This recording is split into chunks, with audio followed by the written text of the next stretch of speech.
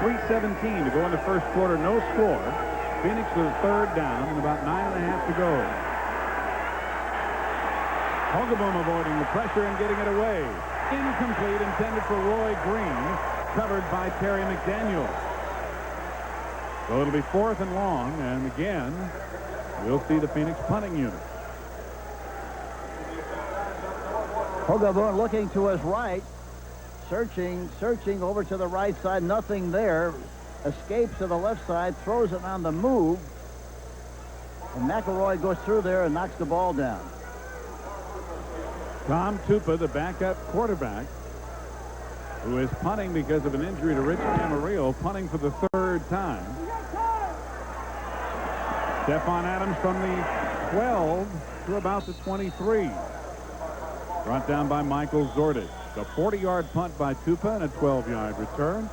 Exactly 3 minutes remaining in the first quarter, and there's no score here in Los Angeles. Coliseum in Los Angeles, Steve Zabriskie along with Hank Stram, and with 3 minutes to go, Hank, in the first quarter, so far a story of missed opportunities. Yes, it's been a taffy pull so far. You know, the Raiders had good field position and had an opportunity to get 2 field goals, and they blew both of them.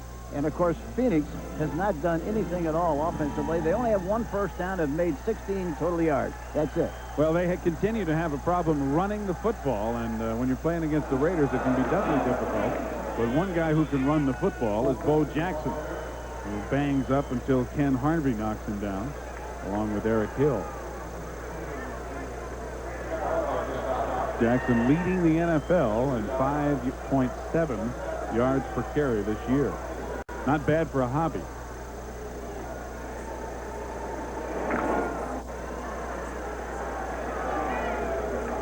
That time he just got 2, so it's 2nd down and 8.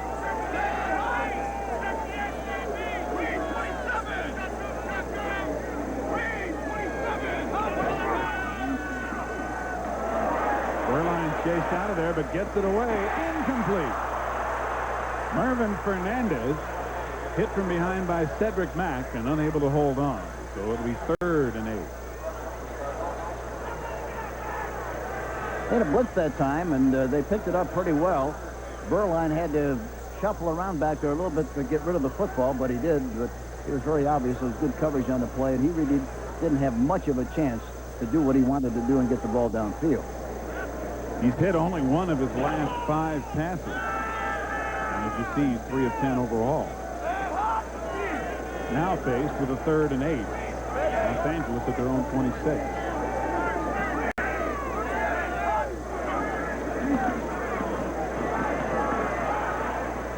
Incomplete. Fernandez breaking over the middle. And the ball overthrown. So the punting unit will come on again, and back and forth we go. Very obvious that the Cardinals know exactly what Fernandez likes to do. He likes to run inside, and they had McDonald standing right in the middle area waiting for him to come into the middle. That's a route that's his favorite, and he's going to try to take it away. Jeff Gossett on to punt, and Vi Sekahima back inside his 35. Short kick. Sekahima, no fair catch, and he's hammered after he catches it at about the 42. So a 31-yard punt, but no return. 1:59 left to go in the first quarter. Still no score. Award voted on by his teammates. And Greg Townsend, winner of the award, named for one of the Raiders' slogans. And they have it plastered all over the Coliseum here, Hank. About 100 banners. Well, that's what Al Davis is all about and what he believes in very strongly. He advertises it, but he lives it. Literally, he lives that philosophy.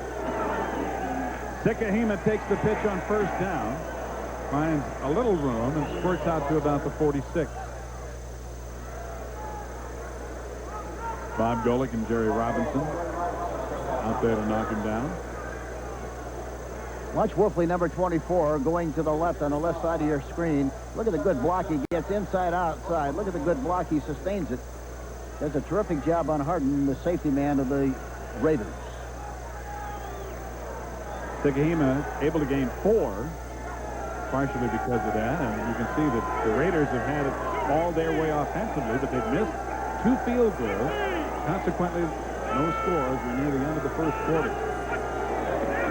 Wolfley, the ball carrier, as a flag goes down. Wolfley to about the 49 of Los Angeles. And it might have been Roy Green, 81, who moved too soon for Phoenix.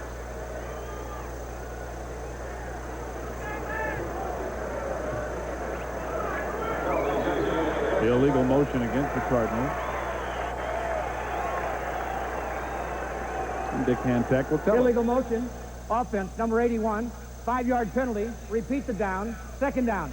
So was Roy Green, and the ball will be moved back. Interesting, Cardinals rushing the ball in the last 2 games, Steve. The longest run by a Phoenix running back has been 6 yards. Not very impressive. And the 4-yarder just by Wolfley was wiped out.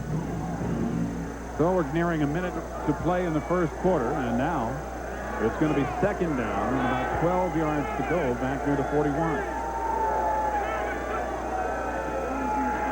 Vogelboom has time and throws it behind Green.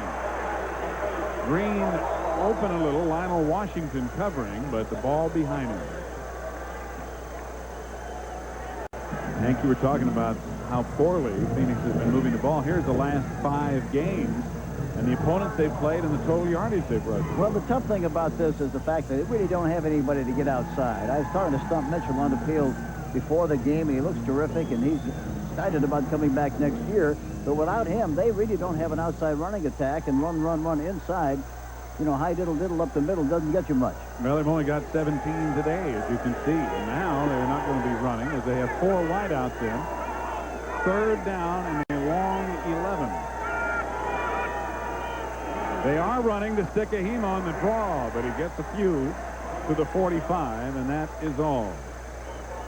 Greg Townsend makes the stop. So Phoenix and Tom Tupa will have to punt it away again. Jay Schrader, the backup quarterback, there with Berline. Al Davis is really biting his nails up there in the press box. I bet you're watching this because of the opportunities they've had, and they haven't been able to take advantage of them. And on each successive punt, they have lost field position, Hank, which they had twice when they missed the field goals. Tupa this time will have a chance to put them deep. A very high kick. Stephon Adams is going to let it bounce at about the 12, and it's going to roll out of bounds at about the 8 with just 1 second remaining in the quarter.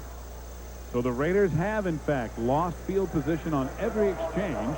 This a 48-yard punt by Tupa.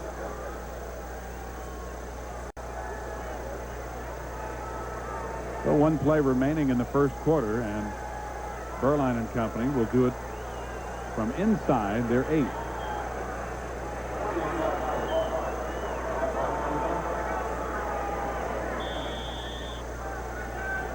Berline has not exactly set the world on fire so far. 3 of 11. I think anytime you have a problem with your right knee, you have a hard time really pushing off the right leg, and you don't get the follow through that you should.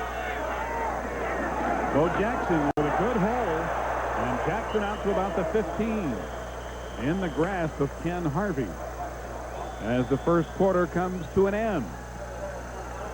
The Raiders had a chance, unable to capitalize. No score. Here we see a picture of Al Davis in the middle of right there in the press box with a black jacket on, and I talked to him and asked him about Bo Jackson. What about baseball? What about football? Do you think he has to make a decision about one or the other? He said, no, I really want him to play both baseball and football, and I think he's got the great talent to do that, and I think we owe it to him to let him express that God-given skill.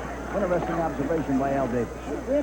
And it remains to be seen, of course, Hank, how much longer Jackson will choose to do that as Steve Smith carries and is short of the first down. It'll be third down as the Raiders try to punch it out from deep in their own territory as we start the second quarter.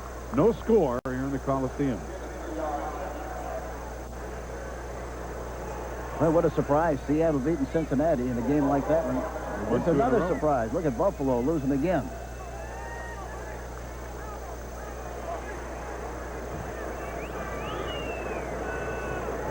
They're going to measure to see if, in fact, Smith had enough for the first down.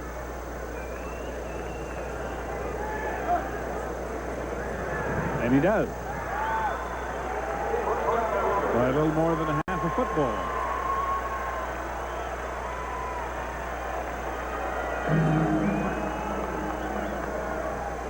The venerable Coliseum, site of the Olympics in 1932 and 1984.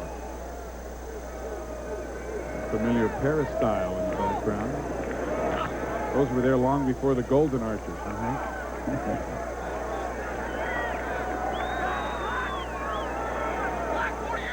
From the 18, first and 10. Jackson. Smith leading the way.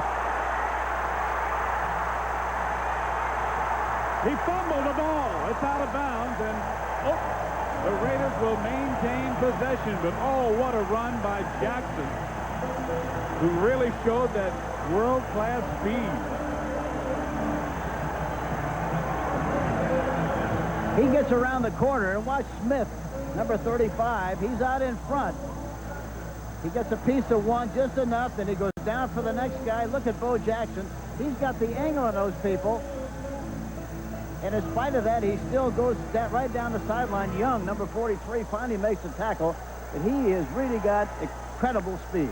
50-yard run, and had the football not hit Willie Galt's heel and gone out of bounds, Phoenix might have had a chance to recover it. But look at these runs. Now it's Smith getting outside. And Carl Carter has to bump him out of bounds.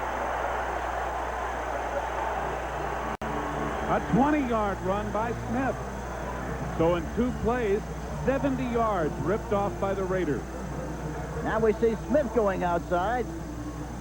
And Marcus Allen, number 32, getting a hook block on the safety man, and that's why Smith was able to get out to the outside. That's the reason the play was successful. A good block by Marcus Allen, pinning the safety man to the inside. Now the Raiders with 110 yards. They started this drive at their own 8. And with Jackson and Smith, the last 2 carries, they got it on the ground. Flag flies as Marcus Allen had the ball, but the play will be stopped by the infraction prior to the snap.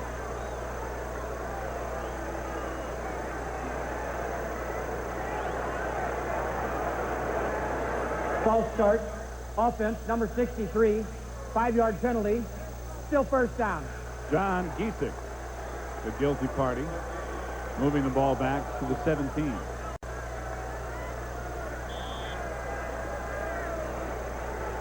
Inside the 20. Yeah, that's always been their personality. The history of this club has been they've really taken advantage of opportunities inside the 20-yard line. First down, 15 yards to go from the 17. They should run right if they're running right. And movement prior to the snap again. Now Phoenix jumping, but were they drawn offside?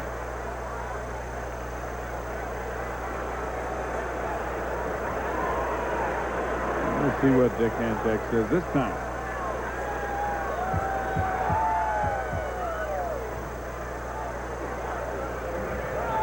Encroachment. Defense, number 66. 5-yard penalty. Still first down.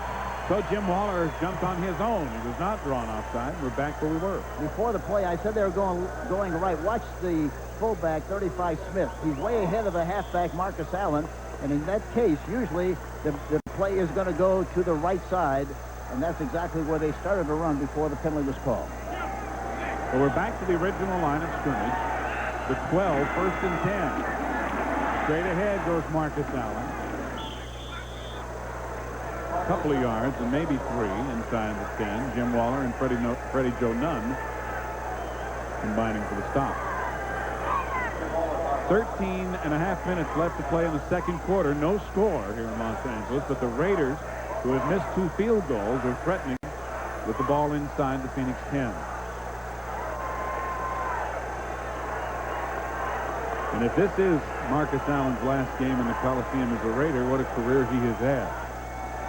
And he'll continue to have outstanding years. I really believe that. He's a terrific player. Jackson tries to cut it back, but gets maybe a yard is all, and he runs into a pile. You know, talking about Jackson, it's amazing what a great feeling the teammates, all of his teammates feel for him. He's a big league baseball player and, of course, a great football player. They really marvel at what a great personality he has and how much of a team guy he is and how much he loves playing football and playing for the Raiders.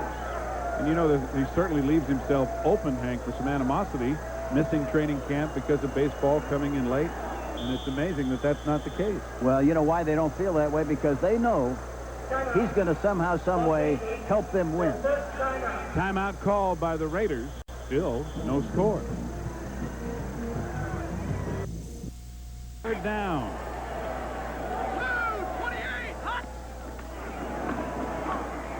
Pump fake, lots of time, end zone incomplete.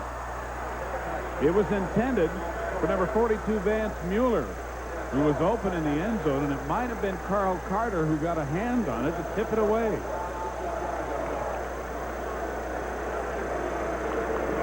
What were they trying to do here? They were trying to hit Allen in the flat on an option pattern. He pumps, then he sees Mueller inside, throws it a little bit high. I think it was tipped. And, of course, it goes incomplete. It was Eric Hill who tipped the pass. So once again, Jeff Jaeger will attempt the field goal. This one will be a 25-yarder, and this time it's good. Third time's a charm. He's now made 12 straight inside the 40. It's outside the 40 where he has a problem. Finally, on the third attempt, the Raiders take the lead with 12:23 to go in the first half. Smooth operator wet-dry razors from Panasonic. Electric razors used with water and lather. And by the new generation of Oldsmobile. Step into the future now at your Oldsmobile dealer. The Raiderettes entertaining. Celebrating a 25-yard field goal that has given the Raiders a 3-0 lead.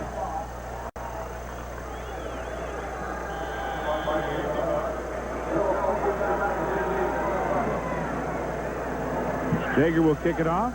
Darrell Usher and Bai Sekihima are back. Usher ran into a pile short of the 20 and fell forward to about the 22. So Phoenix will have it 1st and 10, trailing by 3, and we'll return to the Coliseum in just a minute.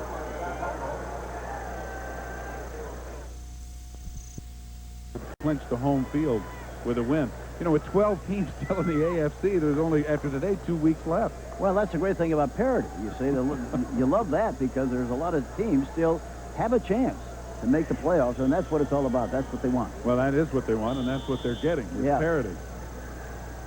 In the NFC, it's a little clearer picture. The Raiders are in the hunt, but they need to win today and then win the next 2 games, which will each be on the road in order to make the playoffs. Phoenix 1st and 10. On their own 23. Raiders lead it 3-0. Overboom trying to set up the screen to Farrell. Farrell gets a block, but trips over his own player. Derek Kennard was making a block, but Farrell tripped over his leg. Got to almost the 29. If you're going to run a screen, the quarterback really has to be a good actor. He's got to pretend like he's going to throw the ball downfield. They wait, let the penetration come. Watch Farrell, number 31, coming back. He's got to jump a little bit for the ball and get a block downfield, but the leg of the offensive lineman is sticking out there, and he bumped into the leg and fell right down on the play. Picked up 6. And the Cardinals change the formation again.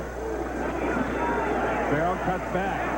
Has the first down as he gets to about the 36. Greg Townsend on the tackle along with Mike Harden.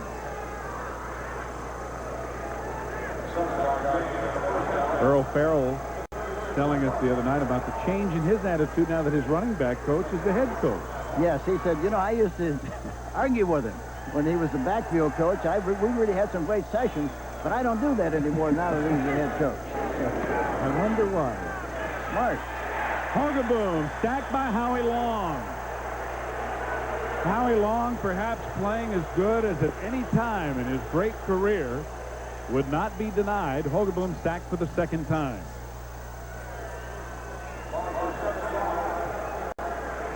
Get a shot at Howie Long coming in here. There he is.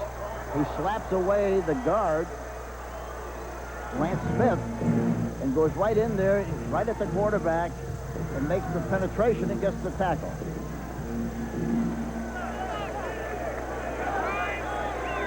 So now it's second down and about 17 yards to go. Howie Long coming again, but Hogeboom gets it away. Sikahema, no, he did not have control as he went out of bounds at the 36, and Hogeboom took a shot. Let's go to Brent Musburger in New York for an NFL Today update. Automatic first down. So you hear defensive holding against the Raiders, moving the ball to the 34, where it'll be an automatic first down for Phoenix. They lead 3-0, and what a big addition Meggett has been to the Giants. He's having a fine rookie year as he scores for New York. Yeah, he gives them really the outside and the home run dimension that they really didn't have without him.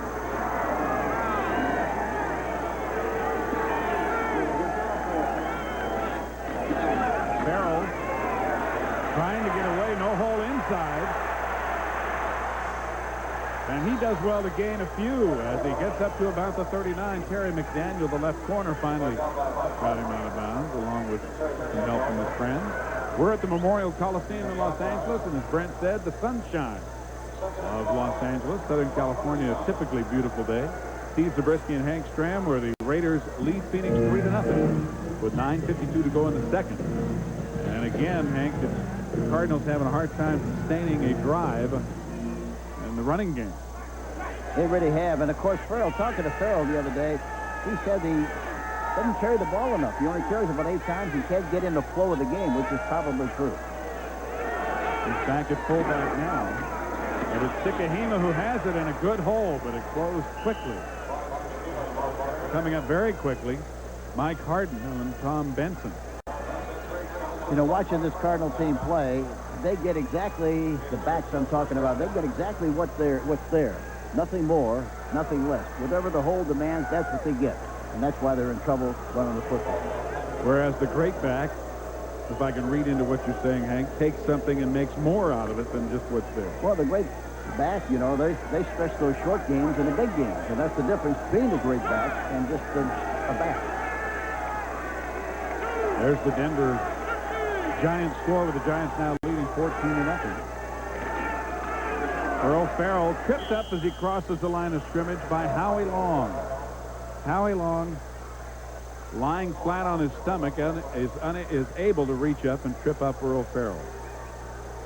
And Hank, you talked earlier about Stump Mitchell not being in the Cardinals lineup. There he is on the sidelines, and that's the dimension they're missing. Yeah, and I saw him before, you know, and talked to him on the field. He's all dressed up there. I asked him, he looked like he just bought the franchise.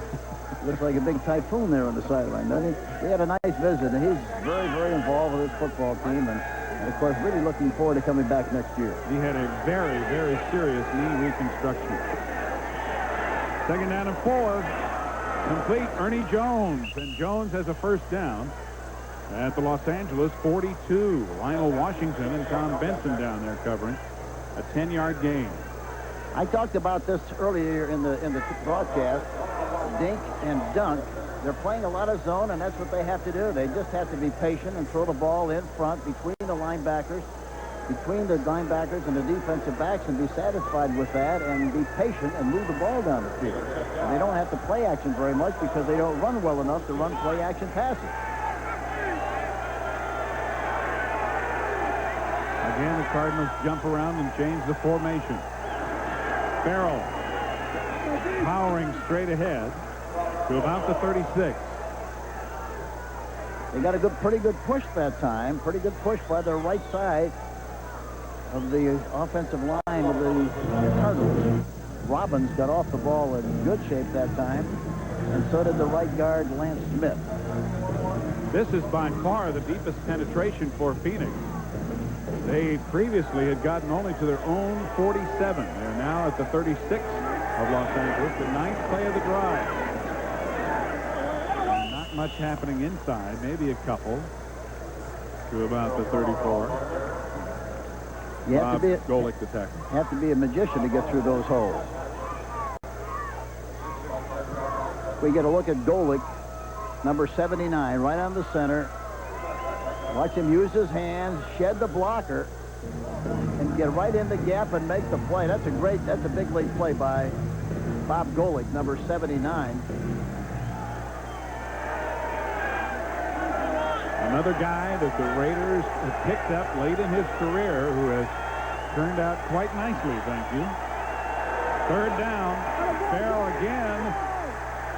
Townsend has him very close to the first down. They know you're going to go inside. That's like going through a thrashing machine. They're not getting much yardage, not much push. Well, they know that they're unable to run outside with effectiveness, and that's really, when you have one thing to defend rather than two, Hank, you can do a better job. They're going to measure to see if it is enough for the first down.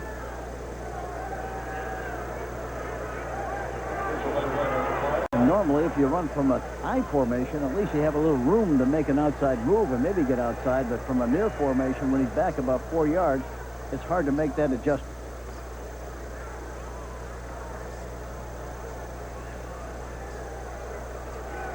On third down, they do have enough for the first down. At the Los Angeles 32, Phoenix will have it first and 10. They trail by 3 with just under 6 minutes remaining in the half. You know, talking to Larry Wilson before the game, he was talking about how hard these players have played and how hard they have worked, and they just haven't been able to get it done. They're just 2 or 3 or 4 plays away from winning more games than they have. And they've had so many injuries that this is really the first time in a long time they've had any kind of a stable lineup. On the option, Farrell fumbling the pitch. Picked up by Mike Wise. Mike Wise still going. He will score.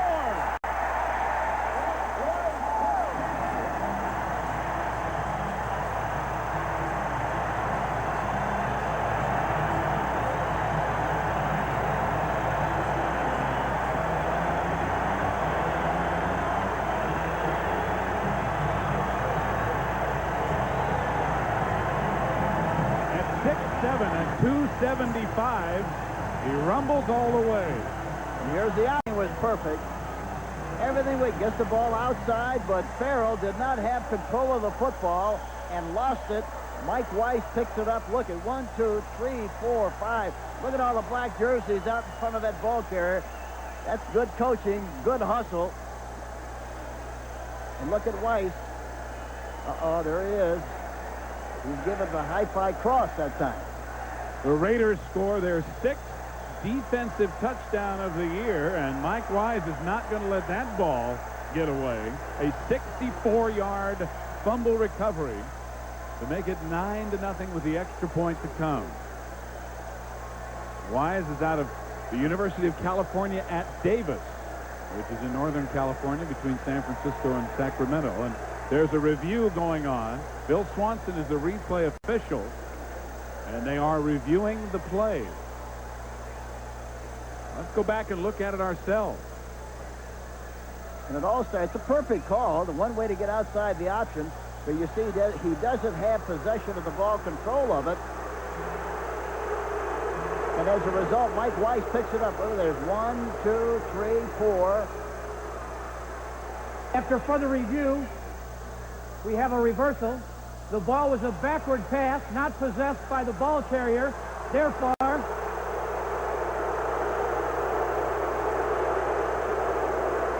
Therefore, the crowd is not going to like it.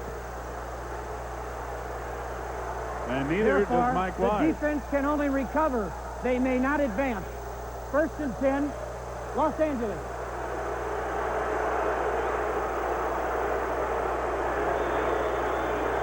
Let's take another look at it as the 64-yard return is wiped out.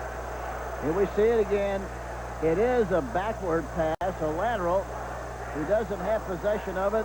The rule says that you can recover that, but you can't run with a fumble.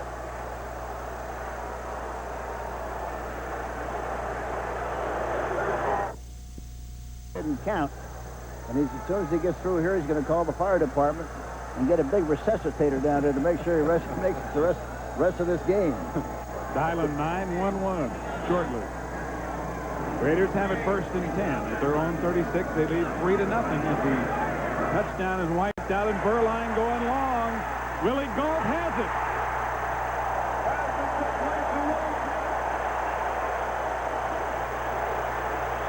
He beats Cedric Mack for a 47-yard gain to the 17 of Phoenix. Burline gets back in the pocket in good shape, sets up nicely, good pass protection, throws the ball deep downfield, and Willie Gault, see the ball is thrown on the outside, and he makes the adjustment, makes the move, a beautiful catch, and it deceived Cedric Mack a little bit. Here we see it again. Look at the pressure, but he stays in the pocket and throws it right over the top. Bo Jackson on 1st down. Gets a couple down to the 15.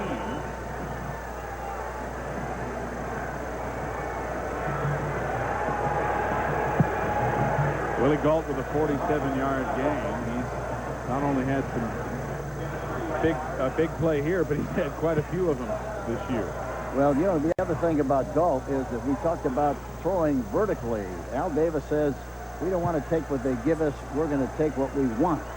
And that's the way they like to throw the ball. And even though they're in a zone defense, they're going to throw the ball up on top. Willie Gault with world-class speed. He and Willie Anderson of the Rams leading the pack. And Burline sacked, and the ball came free. Is it a fumble? No. Yes, it is. Nick Hantak shaking his head no, but Eric Hill came up with the ball. Eric Hill, the middle linebacker, number 58. He's blitzing on the play. Watch him. He comes right up. Nobody touches him. There he is. Burline is trying to escape. He can't do it. He drops the football. And look at Hill roll around and come back and finds the ball and pounces on the ball. A great blitz by Hill and a recovery also by Hill, number 58. So he got the sack and he got the fumble recovery on the same play. Second sack of Burline, and the Raiders are turned away again. 1st and 10 Phoenix, just outside their 25. Hogaboom faking and now throwing over the middle and completing it to Ernie Jones. And Jones is blasted right away by Eddie Anderson. The 16-yard gain, and Ernie Jones is shaken up. And when you hear the story of Eddie Anderson's bench pressing ability, you'll know why he's able to make hits like this. There you see the escape, and he throws the ball down the field to Jones. Watch the hit. Boy, that's really thumping somebody. 4:07 to go in the second. So intent on working with the weight that Willie Brown, the great defensive back and Hall of Famer for the Raiders, had to go in and say, listen, that's too much. You're overdoing it. You're going to wind up being a linebacker. That's right. Maybe that's what he'd like to be. When we mentioned the name Jack Tatum the other day, that's the guy that the Raider players immediately thought of, was Anderson. 2nd down and 10. Hogaboom stepping up, incomplete, intended for Roy Green, and the flag goes down. Lionel Washington is going to be called, and he doesn't like it. He's in the face of Phil Bates, the back judge, who made the call.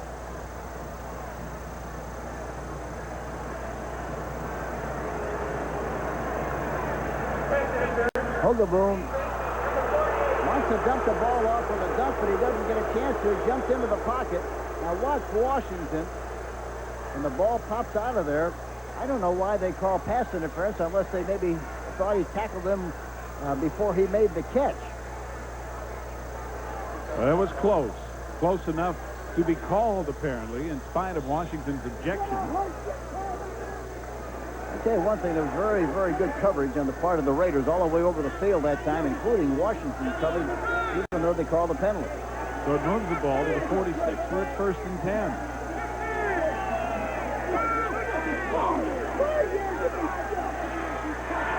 Hogaboom has a lot of time, but again, nobody's open, so he'll run, and Townsend runs him down from behind. What a good gain by Hogaboom of 8 or 9 yards. Now, Now, Hogaboom really is not what you'd call an escape artist, but he's got a good feel for pressure. The pass protection is good. Look at all the time he's got. Look at all the time he's looking. He sees the big seam in the middle, and it immediately takes off. He knows what he has to do, gets as much out of that play as he possibly can. A good play by Gary Hogaboom. 2nd down and 1.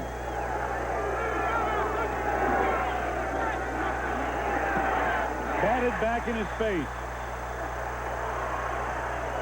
Bob Golick appeared to get a hand on it.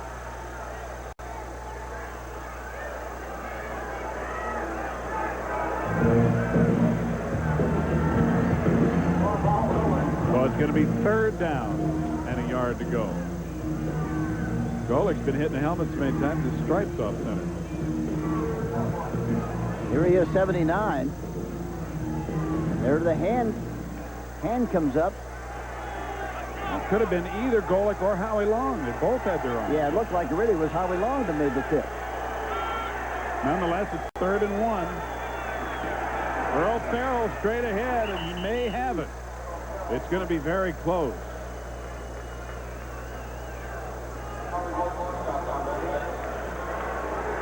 It is enough for a 1st down. They got the 1st down, but they didn't have much room, especially for that big back. That big back like Farrell, who weighs about 240. Hard time going through those skinny holes. He got the ball nearly to the 35. Earl's lost about 10 pounds this season.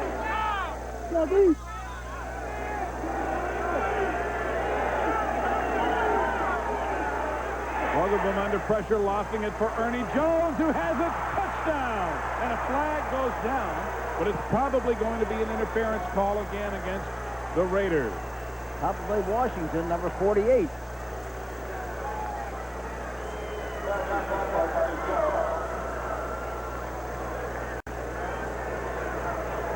Let's hear what Dick Hantak has to say. Pass interference. Defense, number 48. Penalty is declined. Touchdown. A 35-yard touchdown pass to Ernie Jones. And the Cardinals have taken the lead. Play action fake. And give Gary Hogaboom a lot of credit, throwing the ball falling away, and he throws it right over the top of Washington. And they call pass interference on the play. You see what he does. He's got his left hand on his left shoulder while the ball is coming down. It's a good call, and it was definitely pass interference. And a fine catch by Ernie Jones. Good job to hold on and hit it into the end zone. So Al Del Greco will boot the extra point, and with 2:16 left to go in the first half, the Phoenix Cardinals, on an impressive drive, lead the Raiders now 7-3. Second year out of Indiana with a fine catch, a good throw by Hogaboom, and a 7-3 Phoenix lead as we near the 2-minute mark of the first half here in Los Angeles. That was an impressive drive, Henry, by the Cardinals. It really was. They ran a little bit, and of course they got the big play with a play action pass. They got the touchdown by Jones. Had they not been able to run a little bit, the play action might not have worked. So now Del Greco will kick it off. Vance Mueller and Stephon Adams are deep, and the kickoff goes out of bounds. So Los Angeles will have an opportunity to start at their own 35. Well, next Saturday, CBS Sports will bring you a full day of sports action. The NFL Today will start off at 12 noon on Saturday, followed by the Dallas Cowboys and the New York Giants. And then at 3:45, the season premiere of college basketball on CBS as the Blue Demons of DePaul take on the North Carolina Tar Heels. That's all next Saturday, beginning at noon with the NFL Today right here on CBS.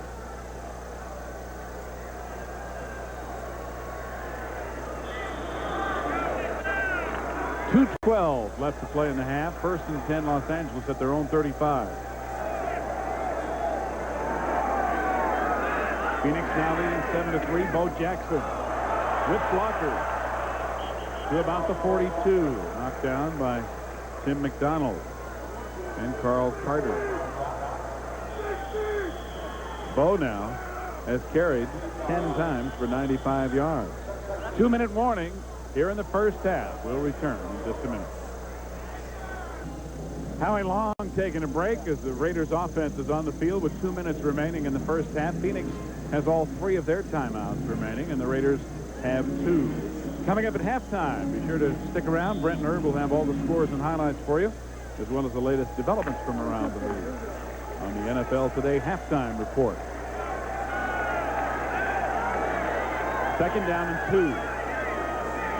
Here again, they should be coming this way if they run. Preliminary jump, and Bo Jackson coming this way with blockers. He has the first down and more as it gets near midfield. And it looked like Jim Waller for Phoenix, number 66, the defensive right tackle, may have jumped. And it is against the Cardinals.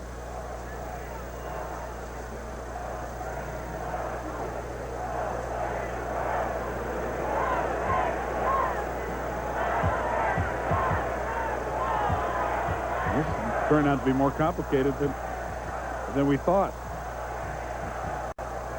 Offside, defense, number 66. Finley is declined. It is a first down. It is Waller, and they'll take the Bo Jackson run. We're at the Coliseum in Los Angeles. Steve Zabriskie and Hank Stram with 1:54 left to play in the half. Phoenix is leading the Raiders 7-3.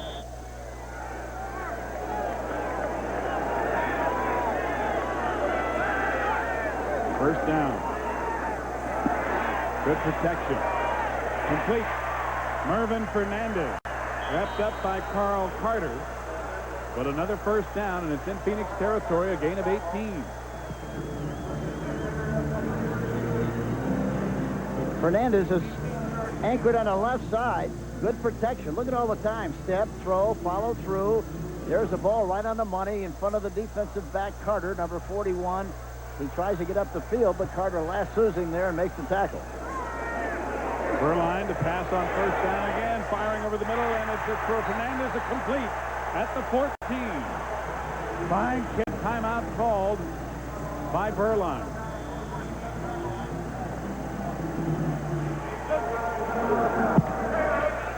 Los Angeles, their second timeout. This is a 40-second timeout. This will just be a 40-second timeout, and the Raiders will have 1 more remaining. Here's the last pass again. Look at all the time he's got to throw the ball. That's the key to the success of that play. Throwing inside to Fernandez. And here again, you know, talking to him yesterday, it's surprising. I said, if you had a chance to run one pattern, just one, what's the pattern that you like most of all? He said, I like to run across the middle about 18, 20 yards. That was a great illustration on that last play. He loves to run that route. And that's unlike most wide receivers, Hank, but he's a little bigger than most wide receivers. Yeah, most outside receivers want to run to the post, want to run a streak, or want to run a post corner, but he wants to come inside. Unusual.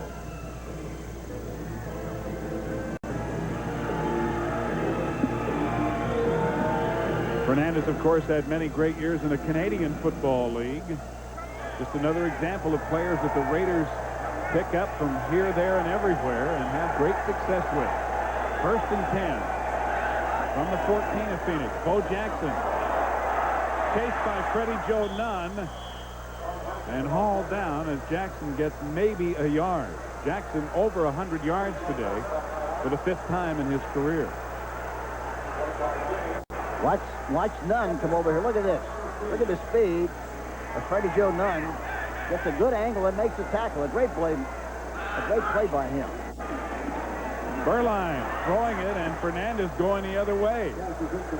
Fernandez ran a curl route, and Berline threw it to the back corner of the end zone. So 38 seconds remaining in the half, and it'll be 3rd down and about 9.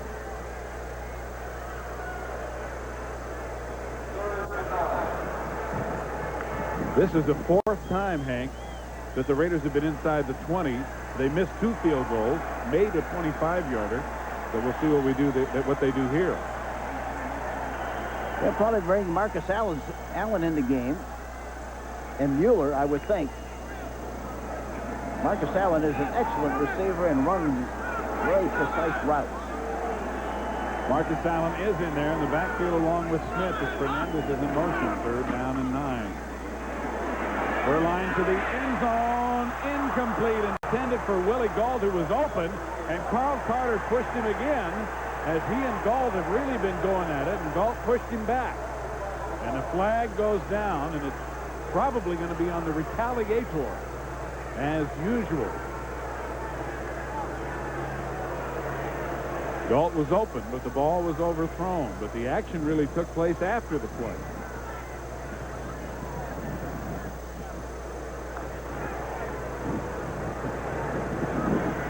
.32 seconds remaining. Pending the outcome of the penalty, it's going to be 4th down for the Raiders. Pretty a bad play by Willie Gault. The pushing play after the play was over.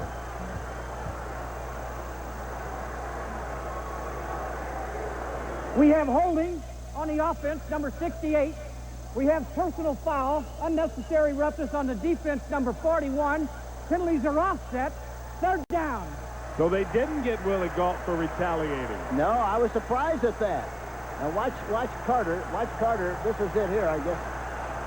Well, he didn't do anything bad. He just kind of bumped into him a little bit, and Gault gave him a shove in the back. I don't understand that one. I don't either. That's a holdover from the previous play earlier in the game where they wrestled each other out of bounds. I can't understand that one at all. So it's 3rd and 9 again for Los Angeles.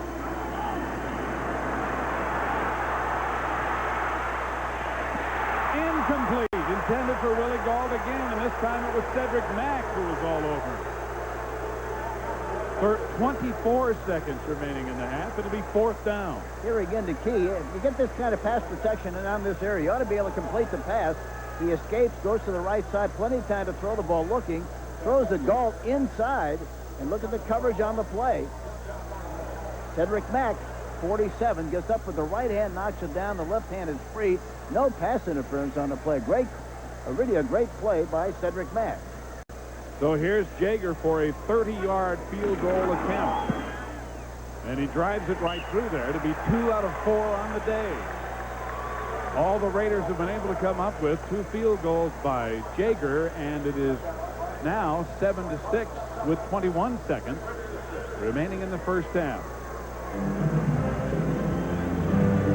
Jaeger's unconscious from inside the 40, but shaky outside the 40. 2 teams here, Hank, who have had coaching changes already this season, with Art Shell and Hank Kuhlman each taking over. But they're not alone, and I think there may be some more to come. I'm sure that's defeating around the league, that there might be another 3 or 4 moving on to another location after the conclusion of this season. Jim Hannafin now coaching in Atlanta, taking over for Marion Campbell.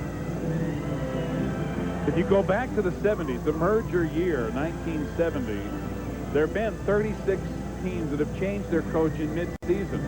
And here's a little bit of their record of what has happened. But at least it's more than 50% improvement. Improved the record, yes. But only 19 of those 36, just barely over 50%, return next year. And, of course, we asked Hank Kuhlman if he had any word on whether or not he was going to be the guy. And he said he wasn't concerned about that really. At least that's what he said. He said, the only thing I know is I'm going to do the very best that I possibly can do. I've got a responsibility here to these players and also to the organization. And if we win and I get a chance to stay, that's great. If I don't, that's the way it is. But at least I'll be able to look myself in the mirror and be able to shave without being ashamed. Short kick taken by one of the up men, Walter Reeves.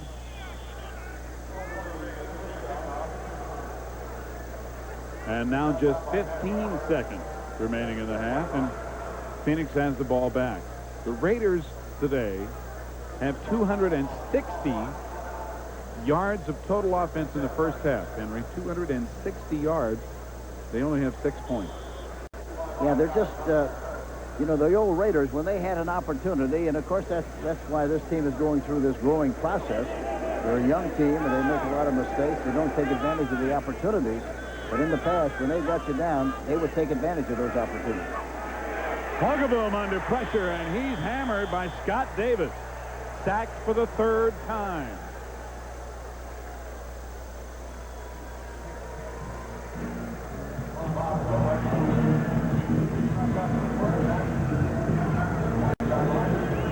That moves the ball back to the 20 with 10 seconds remaining in the half.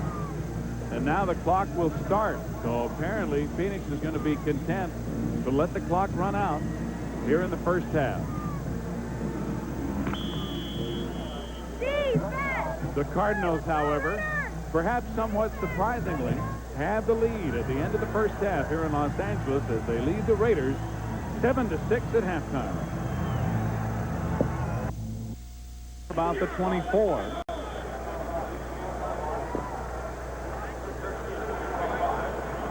The Raiders have had very, very good special team coverage. In fact, they rank second and first in kickoff and punt coverage. And people don't realize sometimes how important that is. You know, there's 3 ways you can win a game with offense, defense, and especially teams. And if you can win 2 out of the 3, you usually win that game. And that's why the specialty teams are so very important. Stephon Adams, 44, the captain of that special team unit. Fumble. Nobody is touched, and now he's touched. The ball was picked up by Tom Benson, and the Raiders have it. Mike Harden made the hit that knocked the ball loose, and Tom Benson recovered the fumble. And there you see the hit.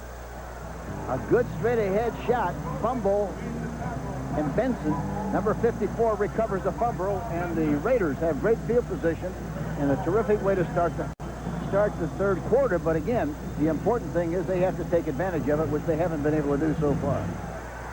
So they get it again deep in Phoenix territory. It's 1st and 10 at the Phoenix 25. The second Cardinals turnover. Fake to Jackson, now pitch to Jackson. It must have been a broken play. They went the wrong way. They were supposed to go to the right, and they went left. And I think it was Steve Smith, the fullback, that really was the first one to make the mistake because he broke before the snap. Well, he was leading the play to make a block, and he went to the wrong side.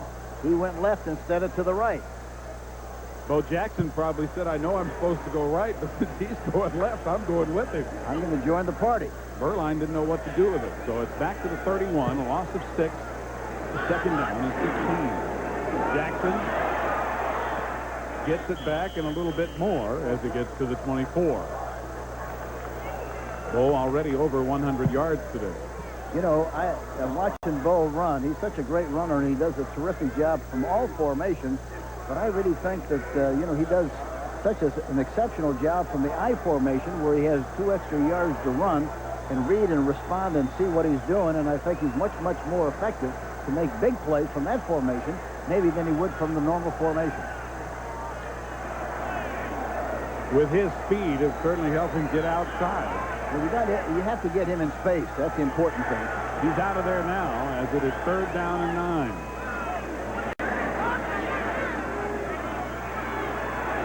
Over the middle, incomplete, intended for Mueller.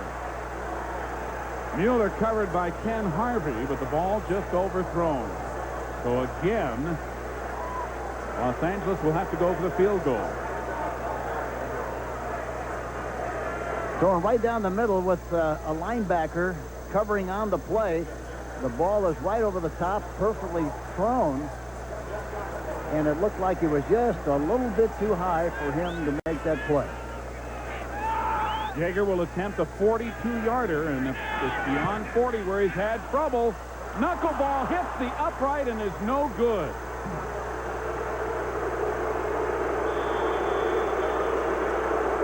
Jeff Jaeger fails again from beyond 40 yards, and it remains Phoenix 7, Los Angeles 6.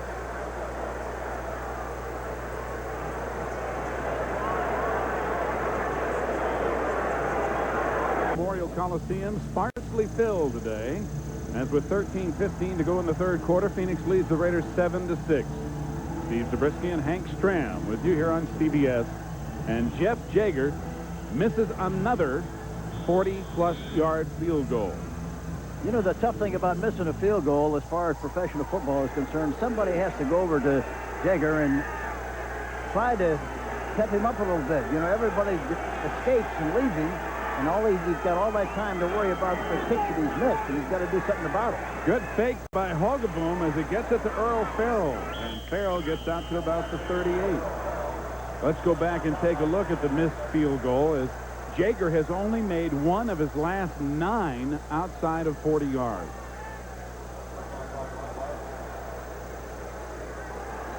You can't see what happened on the play from this angle, but, you know, sometimes the left foot, if it's not exactly right, or if you're too close to the ball and you don't get a chance to get the flaps up. Unnecessary roughness, defense. Personal foul, unnecessary roughness, offense. Penalties are offset. First down. Well, again, there was a little extracurricular activity after the play, so the penalties wipe each other out. Jerry Robinson called the infraction on the part of the Raiders. I don't know if somebody might have gotten a hand on that ball, Hank. The way it went up there. Yeah, it was funny the way it went up there. If nobody touched it, he had to kick it right in the middle of the ball to kick it that low. Really hard to tell. Here's Farrell again, and he gets a couple to about the 41.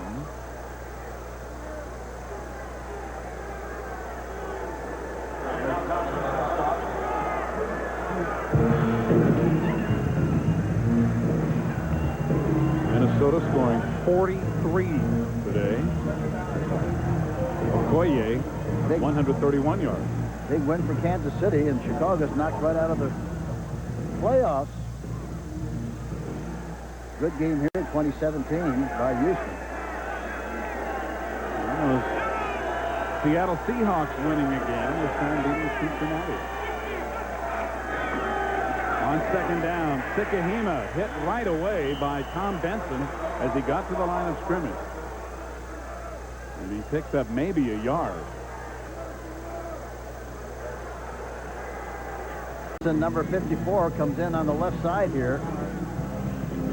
There you see him. Nobody touches him. Good anticipation. He sees the hole and gets into the gap as soon as he possibly can, gets penetration and makes the play. Great reaction on the part of Benson. That's what you call filling the hole. Third down. From the shotgun, full wide out. Hogeboom chased out. Nowhere to go. Mark Mraz and Jerry Robinson get him down. Phoenix will kick it away. You talk about a good hit that time. Robinson really got the shoulder pads on him that time and gave him a big tattoo right in the chest. That is the 4th sack for the Raiders. Tom Chupa doing the punting today for the injured Rich Camarillo. Stephon Adams is deep. And Chupa booms it. Adams at about the 7th. Dropped as he gets across the 15. And again, it's Garth Jacks who makes a lot of special teams tackles. Chupa's done a fine job. That's another 51-yard punt. And another fight breaks out after the play. And another penalty flag goes down. Ron Wolfley, as usual, in the middle of it, number 24 for Phoenix. Dick Hantak and the crew have been busy, Hank, but most of them a bit after plays a bit over. Yeah, this Cardinal team is hung in there just like Larry Wilson said they would. Unnecessary roughness. Personal foul. Phoenix, unnecessary roughness. Penalties are offset. First down. No, that's what usually happens. Well, the playoff races are heating up, and CBS kicks off next Sunday's action with the NFL Today, followed by games which will affect the playoff picture. Some of you will see Green Bay and Chicago, while others of you will see Minnesota and Cleveland in an interconference matchup. It's next Sunday, starting with the NFL Today, right here on CBS. Raiders trail by 1, 10:45 to go in the third, 1st and 10. Jackson. And he's going to be thrown for a loss back at the 10-yard line. David Galloway got such penetration that Jackson couldn't get out of the backfield. Tim McDonald on the stop. That time they ran from the I formation, the kind of a counter play. He seems like he does such a terrific job whenever he has the ball, of course, but it still seems to me that if he ran, and they just pitched the ball to him outside from the I formation, he can make a lot of yardage.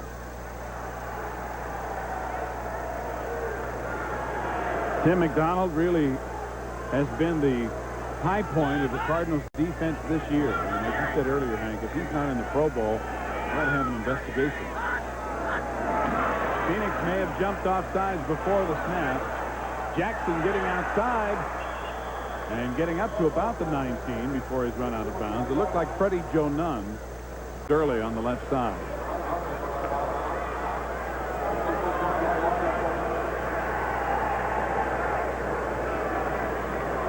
And it is offsides against Phoenix.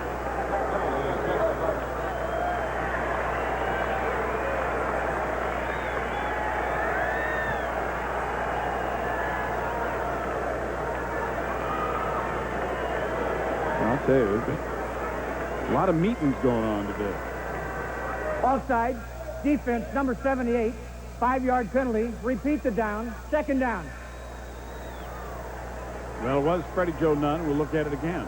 On the left side there, Freddie Joe Nunn, number 78. There he is. He jumps 5 yards. That moves the ball out to the 15. It is second down and 12.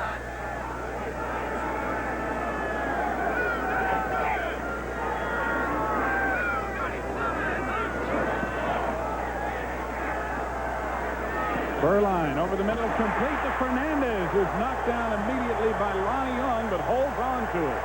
And a flag again goes down after the play. A 23-yard gain. It looked like Bo Jackson moved before he was supposed to go at time, and whether he got back in time or not, I don't know. But there was movement before the ball was snapped. Yeah, he definitely picked his hand up, but no flag was thrown on that. The flag was thrown after the play was over yet again.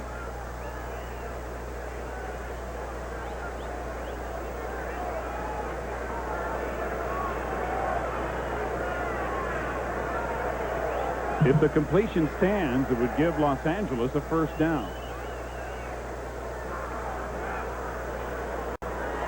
Delay of the game. Demonstration by the offense. 5-yard penalty. First down. So they are calling Mervin Fernandez for spinning the football after the play. Boy, that, to me, Hank, is a pretty borderline call. That really is. Watch. Carter's looking inside. Evidently he's playing a zone. And Fernandez goes inside, catches the ball high, gets hit there by Cedric Mack. And then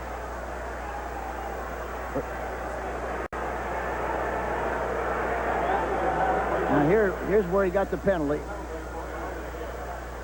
He gives it the old top job, a little spin there. Does a good job, makes the spin good. Yeah. It was Lonnie Young who made the tackle. I'm sorry, I think it was Lonnie Young, 43. So the delay of game penalty for Fernandez spinning the ball as he released it, moves it back inside the 30. Now, is it a first down or isn't it? They have not moved the chain. It's been like 5 yards. It is first and 10. Right. It certainly ought to be first and 10 as it came after the play. Now they do move the chain.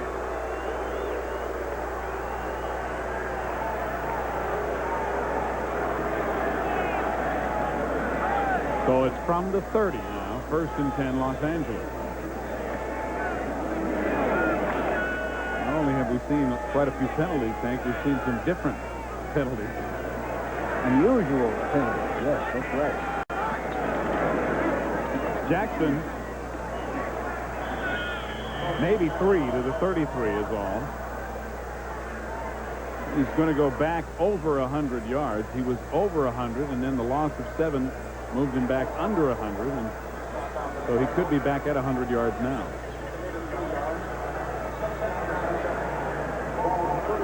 Third quarter, Giants still leading Denver 14-0. Giants have got to have it in the snow.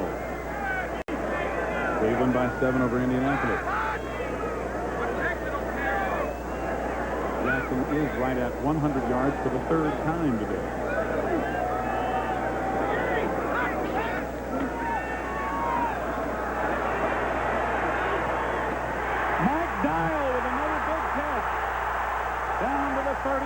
of Phoenix.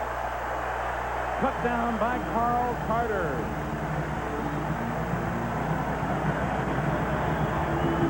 A 33-yard gain by the young man who was certainly the star last week. They're coming after him, and he steps up into the pocket. A good push on the outside, and he gets the ball right there in the middle area. It looked like it was a zone again. He hit the middle spot, made the catch. And, of course, he's the kind of a guy you want to hit in that situation with zone coverages because the tight end or the back should have a great opportunity to make catches. Dial, a 240-pounder out of Texas A&M. Steve Smith cutting it back. And getting a cue down to the 32, Eric Hill on the tackle for Phoenix. 7:48 to go in the third quarter. Phoenix by 1, and the Raiders driving.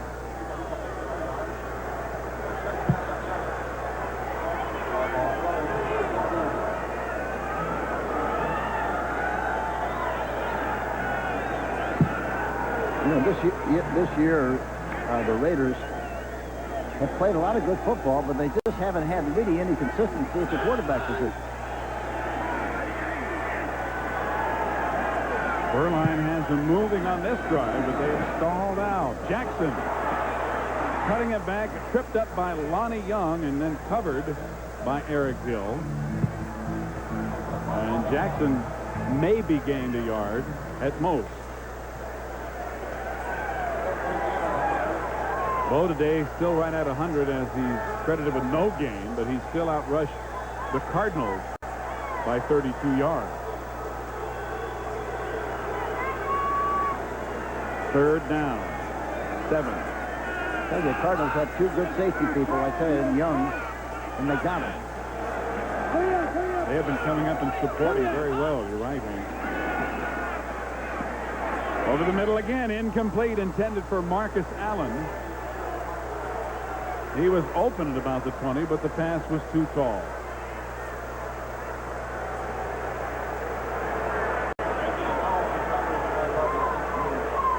He gets a little pressure from the inside. There you see it. You see the hit. It looked like Sadler got the penetration and got the hit right about the time he was getting ready to throw the football, and he throws it incomplete. Well, here's Jeff Jaeger for another plus 40 field goal attempt. 48 yards. He's 1 for 9. He hit this one very well, and it is good.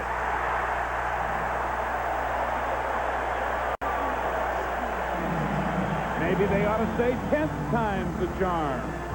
The Raiders go back out in front 9-7 on a 48-yarder by Jeff Jaeger. The season premiere of college basketball, DePaul and North Carolina. Tekahima out to about the 28, dragged down by Stephon Adams.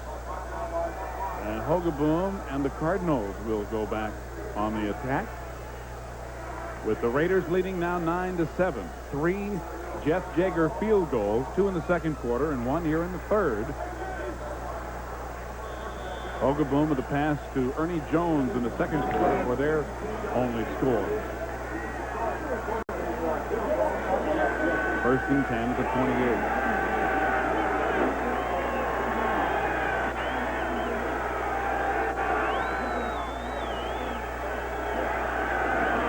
Earl Farrell driving forward to about the 33, 39. Well, it's a problem, and he admitted the other day, talking to him, he said we really missed Stump Mitchell, right?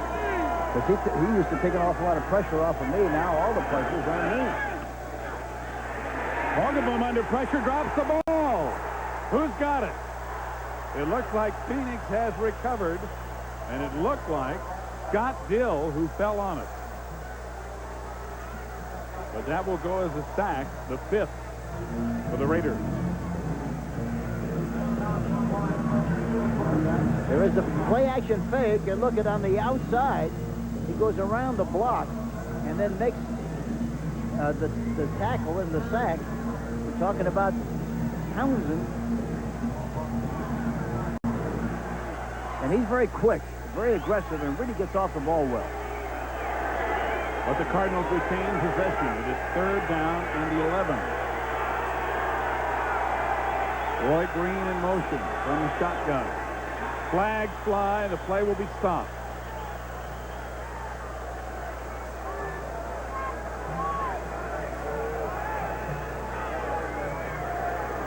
False start. Offense, number 61. 5-yard penalty. So now it's 3rd and 16. We've had a total of 9 penalties. Had a lot of offsetting penalties on top of that.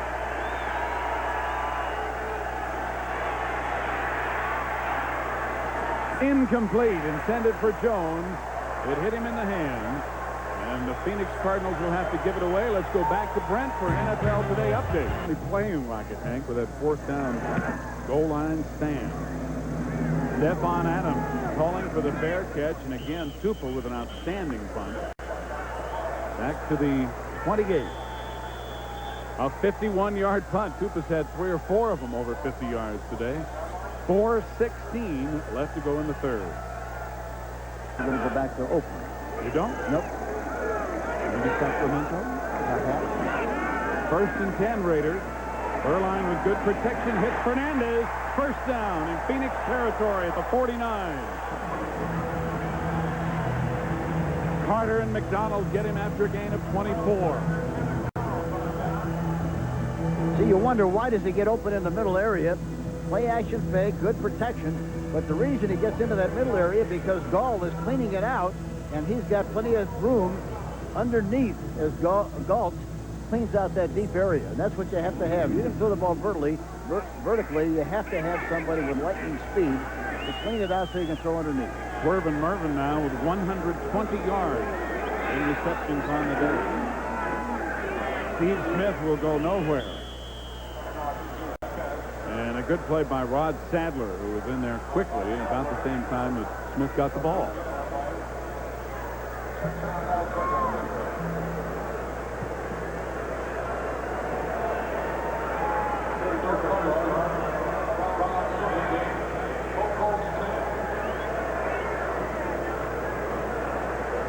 We have just over 3 minutes remaining in the 3rd quarter. Los Angeles leading Phoenix 9-7. And the Raiders with a 2nd down. 10.5 to go from the 49 of Phoenix. Knocked in the air and up for grabs. Caught by Dial. Mike Dial's going to be ruled down where he caught the ball. Burline's arm was hit, and Dial came up with it. He should have signaled for a fair catch. That ball went right up in the air. It looked like a punt, and he comes down with the ball. Dial does 84. Watch what happens here. Watch Burline go back into the pocket. Look at their blitz. The ball gets hit. It goes right up in the air like a punt. Watch Dial, number 84. He comes in. He's very alert. He makes a terrific play of making that catch. Oh, he's having a big game again after last week. He caught that ball right over Anthony Bell. 3rd down, draw play. And not quite enough. To about the 39. They needed to get past the 39 for the 1st down. It's going to be 4th and less than a yard as Marcus Allen was short and the crowd wants Art Shell to go for it. Art Shell told us that Marcus Allen would probably play this afternoon, but in a limited capacity, would run draws and also run some patterns. That's exactly what he's done. Trey Junkin, a backup tight end, is in the game. Along with Steve Wright. So they actually have 3 tight ends on 4th down. Jackson going to be very close. He made the yardage. He got a pretty good push at the end. It looked like it was going to be a little cluttered when he hit the hole, but he got a pretty good push. He made it. You're right, Henry. 1st down Raiders. Good time now for a play-action pass after slamming it in there like they did. This would be a good time, a perfect time for a play-action pass right here. The ball is at the 38 of Phoenix. 40 seconds remaining in the 3rd quarter. And the Raiders, who trailed, now lead by 2. This is the 6th play of the drive. Fake play action pass. Berline going long as the penalty flag is down, incomplete. Intended for Willie Gault, and Lonnie Young, the free safety, just tore the ball away from him, but there was a flag at the line of scrimmage. Holding against Los Angeles.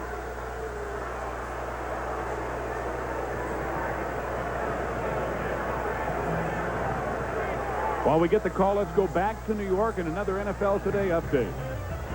Well, Steve, quickly, the Denver Broncos have gotten back in the game against the Giants. John Elway did it with his right arm, stepping up again as he has done so often in the past. It's 14-7. Back to Steve. Thanks, Brent. Boy, when you're up against Elway and company, and especially on their home turf, it's not easy. Yeah, anything can happen with a great quarterback like he is, and of course the things he does on his own can make things happen. It's never over until it's over. The holding penalty was actually on 2 different players. Bruce Wilkerson and Don Mosbar of the Raiders were both called for offensive holding. So it's going to be first down and 20. Ball now back at the 48 of Phoenix. Smith in motion. Fake pitch. Berline setting up a screen to the tight end, overthrows the intended receiver, Ethan Horton. Horton, who was a fine running back at the University of North Carolina many years ago, now a tight end, and Gary Hadd was shaken up on the play for Phoenix. It was a good idea, but bad execution.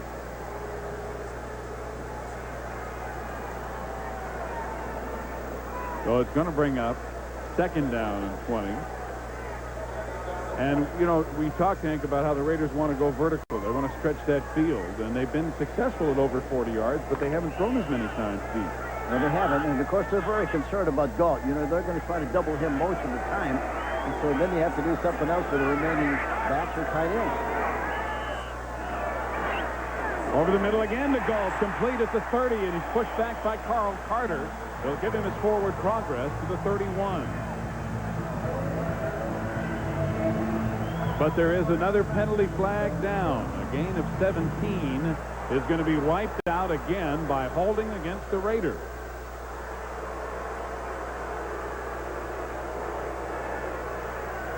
Eight seconds remaining in the quarter.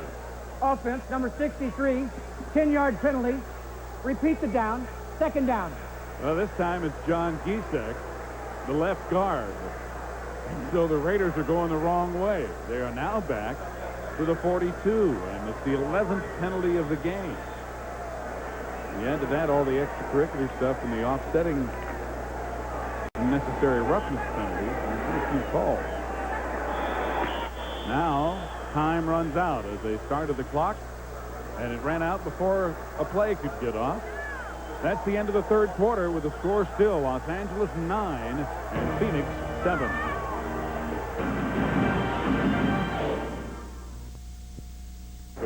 O. Jackson trying to get outside left, nothing but white shirt, and gains perhaps a 2 is all. Anthony Bell and Tim McDonald out there. We're at the Los Angeles Memorial Coliseum. Steve Zabriskie and Hank Stram, where the Raiders are leading the Phoenix Cardinals 9-7 as we start the fourth quarter of play, and it has been a tight game all the way.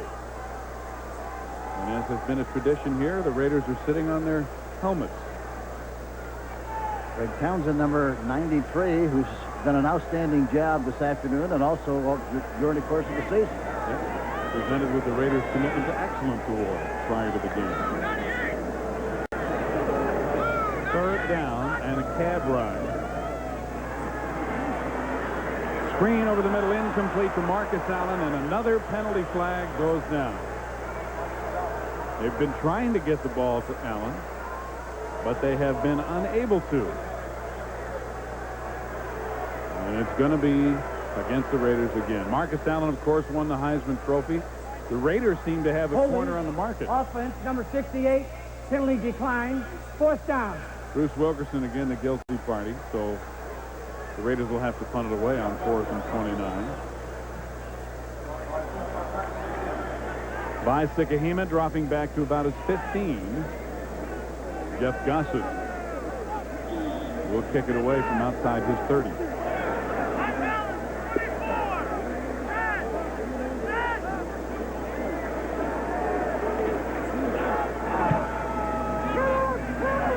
High hanger and a good one. Him at the 9. And he can't get away. Fine play by Dan Ladd to drop him almost in his tracks. A 48-yard punt and just a 1-yard return.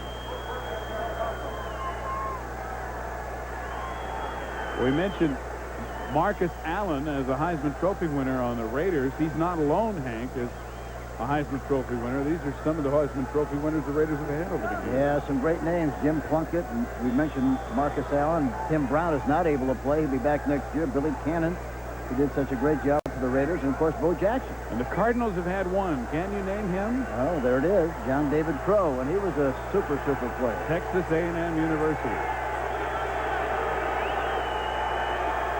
This is the Phoenix Cardinals' worst starting field position today as Sikahema cuts it back and gets out to about the 16.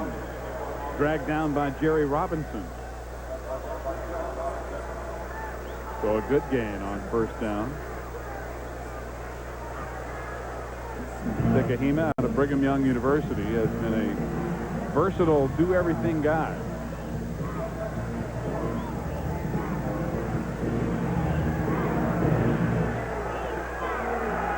Gain of 6, second down and 4.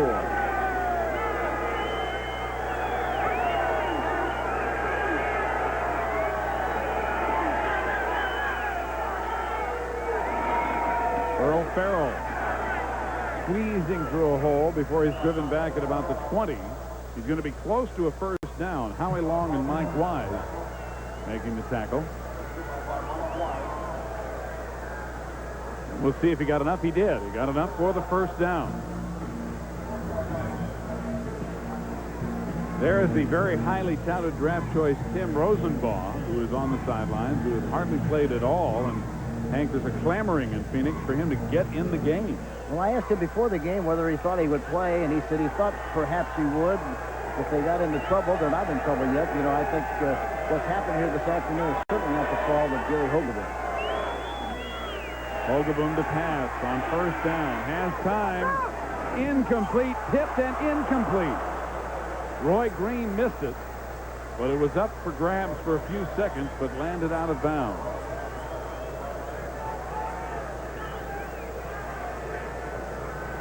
And like Washington, Lionel Washington, 48, a bump and run. He gives him a shove after he goes by the 5-yard area. The ball is thrown over the top. If you talk about good coverage, you talk about being with him step for step. Washington was that. The ball then hit Tom Benson's arm and was up in the air. There with the glasses, Tim Brown, one of the 3 Heisman Trophy winners the Raiders have on the roster right now. Brown is on injured reserve. Over the middle for Ernie Jones, who can't hold on. And again, he is hammered right away. Lionel Washington and Ernie Jones have been going at it all day long. Washington, 48. Jones coming off the ball, looking inside. The ball is thrown high, and he just makes a tackle. That's all. He just makes a tackle right about the time the ball goes over the top of his head. But Ernie Jones should have caught that ball. He should have. He had a chance to make the catch. He was a little high, but I guarantee you he was fully aware of where Washington was. And they're wrestling again on the ground after the play. Third down and 10. The Raiders lead by 2. 12-18 to go in the fourth quarter. Complete. Jay Novacek with the catch for a first down at the 31. Dennis Price and Jerry Robinson get him after a gain of 11. There's another donut shot there. Dinkin. But really, you know, it's really surprising to watch the Raiders. Unusual, because normally they're very much of a man-for-man team, bump and run. They're playing a lot. This time it's double zone. And that's what they have to do. Be patient. Throw the ball in front of, between the linebackers, and also the defensive backs. You got it right on the money. First and 10 at the 31. Farrell in motion. Vogelboom again with time and completes it. At the 40, maybe a little short of the first down, to the tight end, Rob Awalt. Mike Harden on the stop. Awalt looks like he has a bionic elbow there, huh? Some kind of pad. This time of the year, look at that pad. Look at the size of it. They got pads all over them. Because most of them are playing with a lot of aches and pains, which is expected this late in the season. Awalt, one of the very few not to be out with an injury for Phoenix this year. Almost like it looks like a baseball glove hanging on his elbow. or a hockey goalie's glove. Second down and 1. Nowhere to go. Bob Golick waiting right in the hole. And it'll be third down. When Golick and Howie Long are standing side by side, there's no room. Golick 79. Here again, he gets the penetration. He's really done a terrific job inside there this afternoon, and of course he's done a good job since he's been with the Raiders.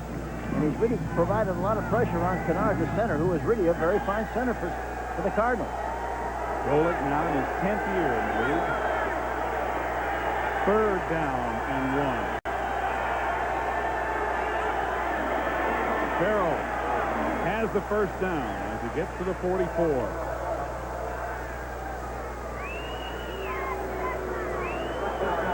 We're under 10 minutes remaining in the game. Los Angeles still leading 9-7. Now this time, look at Golick. Look how far off the line of scrimmage he is, trying to read and react to what he sees, and it creates a little room there for the center to block him, and he doesn't get nearly the penetration that he did on the other play when he was right on the line of scrimmage.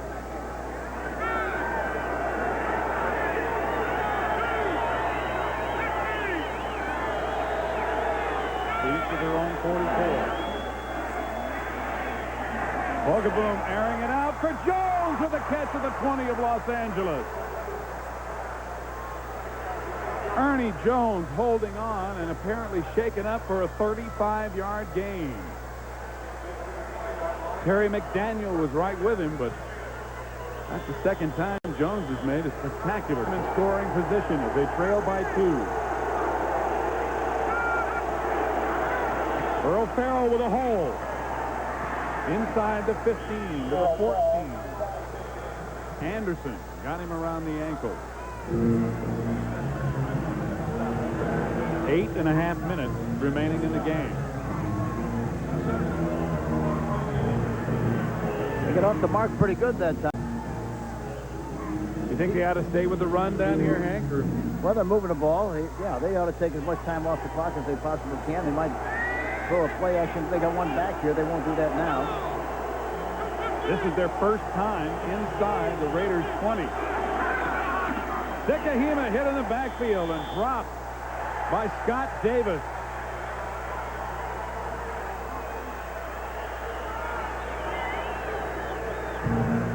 Reverse pivot by the quarterback, kind of a counter move. Watch the quarterback and watch Farrell, number 31. He's going to be trapping on Townsend on the outside, but the penetration inside kept him from making any kind of progress on the play. Davis got the penetration and stopped the play. Number 7. 6'7", 275 pounds. No gain. 12th play of the drive. Vogelboom gets away from Howie Long. He is blasted at the 6-yard line. And he may be shaken up. A 9-yard run. Lyndon King and Mike Harden nearly took his head off. Vogelboom looking. They got a crossing pattern on the right side. A missed tackle by Howie Long. And Vogelboom, who doesn't really have great speed, but he has great anticipation, slid right into first base there, and he already got a hit there by Lyndon King, number 52. They mark it at the 6. It is first down and goal. This would be a good time right here to throw a play-action pass. Farrell up the middle. Down to maybe the 2-yard line. Well, they're getting a better push. Hogaboom's taking a knee for a moment. You can't blame him. Bob Golick with the tackle. Got the signal that time while he was on his knee. They mark it at the 3-yard line where it is 2nd down and goal. Ron Wolfley, maybe a yard. Eddie Anderson jumping in there along with Wolfley. As a couple of wide receivers come out, and they're going with the big boys on 3rd and goal at the 2. 3 tight ends. Novacek in motion. Pass to Novacek. Touchdown!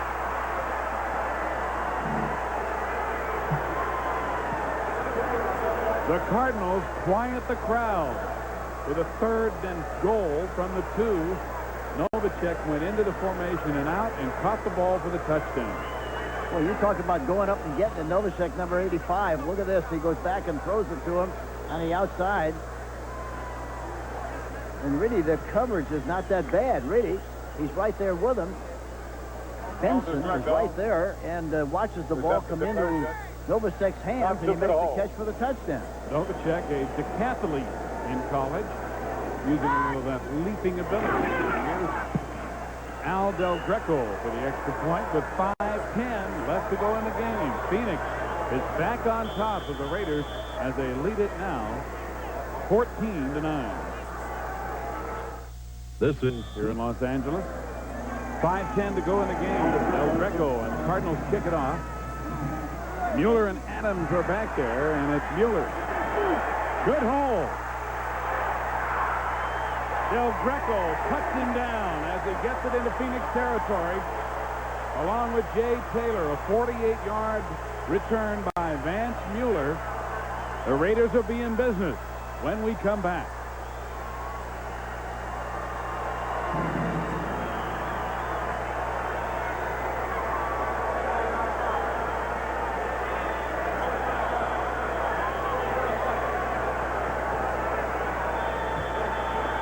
The summary of the game so far shows that Hogaboom has been able to capitalize a couple of times, and the Raiders' missed opportunities early, Hank, could probably hurt them at this point, as Phoenix, after a 90-yard drive, leads at 14-9.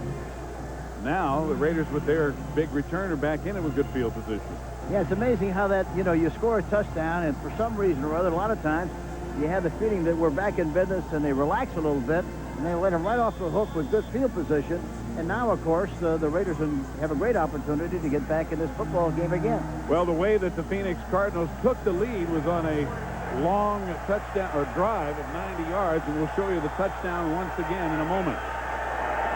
1st and 10 Raiders after the 48-yard return by Vance Mueller. Burline throws it low and incomplete, intended for Willie Galt. It was a 3rd and goal from the 2 when Hogaboom took the 14-9 lead at a 2nd down and 10. And there's Novacek on the sideline. Burline passing quickly, complete to Galt. And Galt tackled immediately. The ball came out, but he is ruled to be down by contact. Ken Harvey on the stop. And it may be close enough for them to measure. And they are going to measure and see if it's enough for a 1st down. Steve Burline trying to get it going. He's under 50% completions today, but he does have 235 yards. Tom Walsh is calling the plays for the Raiders on the sideline, sending him in to Burline.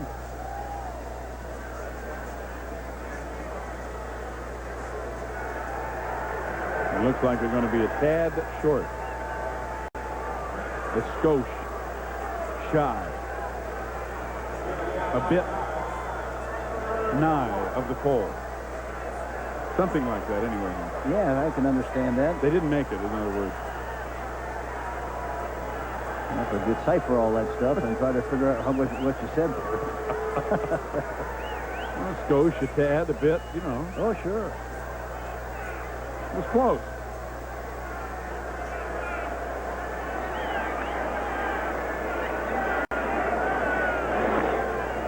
So now it is 3rd down and a matter of inches. the Raiders have not been successful in their last third down attempts of the last 8 times. And then an advantage for them. Oh, here they come up the middle. Jackson trying to power it in there, and the offensive line did not get a big push. Now again, there's pushing again. Lonnie Young pushing it with Trey Junkin. They had a distinct advantage that time had they been able to run to the outside left. But they chose to go inside, and they're going to measure it now. It's going to be very close. But I think they made the necessary yardage for the first down. 4:26 remain to be played in the ball game, and it is yet to be decided, brother. Art Shell undefeated at home since taking over for Mike Shanahan, 5-0. First down, Raiders. And that first down right there, Hank, might go a long way to keep him undefeated here at home. When Phoenix had the ball and drove 90 yards, they ate up almost 9 minutes on the clock. Here in the second half, the Raiders are averaging just 1.9 yards per play on first down. The first half, they averaged 11.5 yards per play on first down. Burline knocked down, and it's going to be a sack for Rod Sadler, the 4th time Phoenix has gotten to Burline.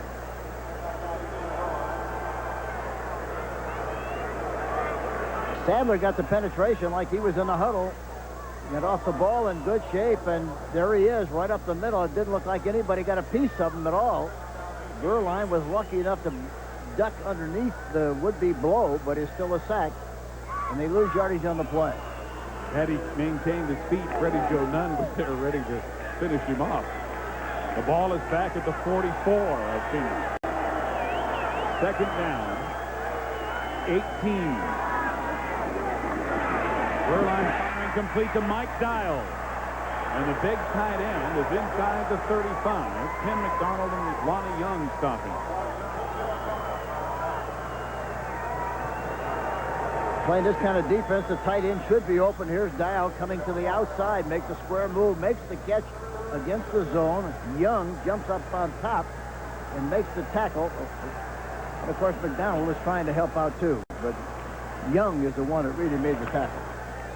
He bulldogged him down after a gain of 12. Third down and 6.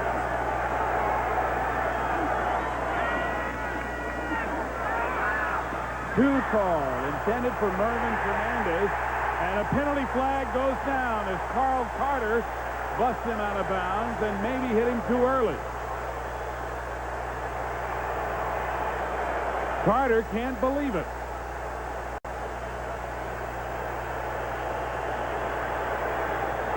Pass interference. Defense. Number 41. First down. When you see a player take his helmet off, you know he's hot. Hank Coolman just took his hat off. And he's hot. Let's see what happened here. Now the ball is thrown high. Well, he pushed him out of bounds. That's what he did. In the process of falling, he gave him a shove, and that's why they called it. But they called interference. I can't understand that. I could understand if they called him for hitting him late, but they called it as pass interference, and I didn't see it. I didn't either. I thought maybe that's why they were calling it at the end of the play, but if it's pass interference, I didn't see any pass interference. The pass interference call is being reviewed right now, apparently, by the replay official, Bill Swanson. So Carter, who is still walking around in total disbelief, may get a reprieve. Here's the announcement. Pass interference. Defense. Number 41. First down. So it is upheld by the replay official as being pass interference. I sure didn't see it or couldn't see it. Well, it moves the ball to the 18-yard line, and it is the 6th play of the drive for Oakland. And the pass interference penalty on third down keeps the drive alive.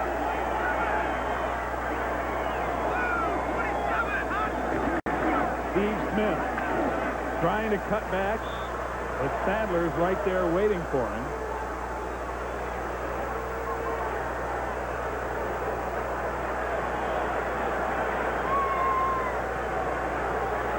So Los Angeles will face a second down and about 9 as he gained 1. Now we're under 2.5 minutes to play in the game. Phoenix leading LA 14-9.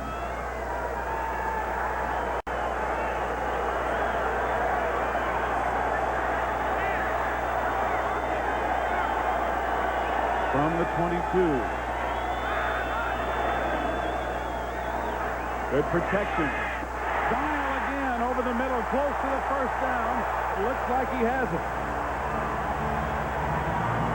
For those of you tuning in expecting to see 60 Minutes, we welcome you to CBS Sports coverage of the National Football League, along with Hank Stram. This is Steve Zabriskie in the LA Coliseum, where the Phoenix Cardinals lead 14-9 over the LA Raiders, and we will return to Los Angeles in just a minute. Under 2 minutes to play. Phoenix leading by 5, but the Raiders with first and 10 at the Phoenix 13. Each team with a full complement of 3 timeouts remaining as Furline tries to quiet the crowd. Jackson. Smith with a block. Jackson hurdling to the 4.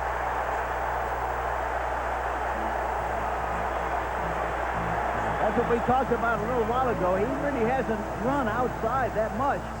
And to get him a head start and get him a little depth that time, they sent him in motion and pitched the ball to him.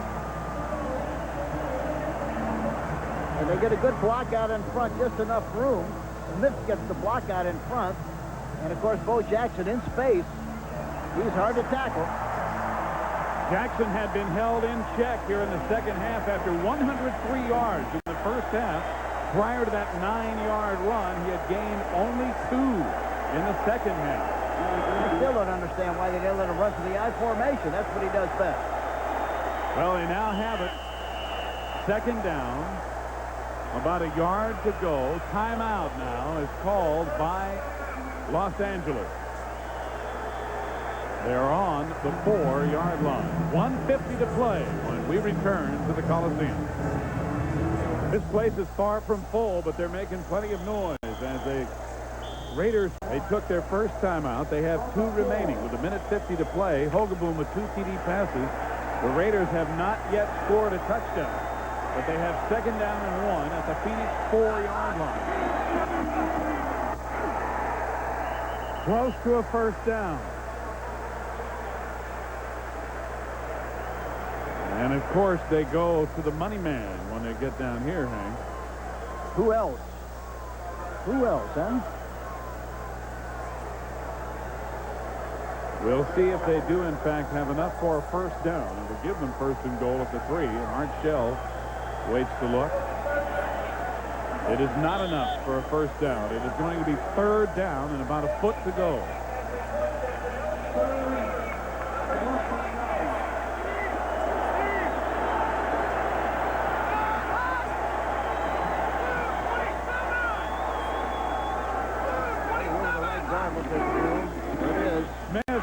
Flag is down as Smith gets the first down, but is it against Los Angeles?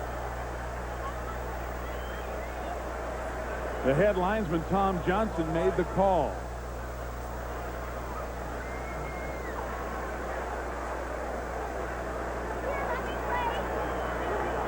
False start. Offense, number 68. Still third down. Bruce Wilkerson called for a penalty for the 3rd time today. Let's look for number 68. The right tackle. There he is.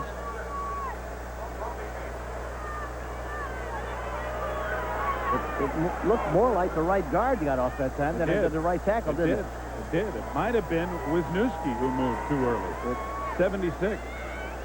A reminder that 60 Minutes goes past the barbed wire and the guard dogs to visit a place none of us ever imagined we would see, a Russian labor camp for political prisoners. 60 Minutes coming up next, except in the Mountain and Pacific time. 3. It is third down and about 5 yards to go. 5 yards and a foot.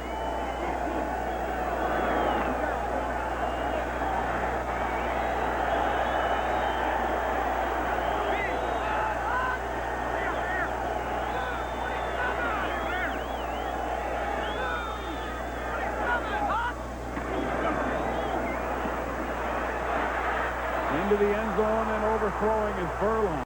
He had Steve Smith and Mervin Fernandez there. But the clock stops with 1:18 to play, and it'll be 4th down for the Raiders.